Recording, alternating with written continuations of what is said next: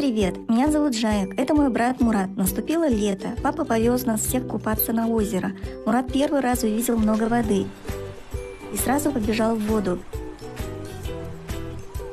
К нам подбежал спасатель и рассказал родителям, что дети должны купаться только под присмотром родителей. Купаться можно только на обустроенных пляжах, на которых дежурят спасатели.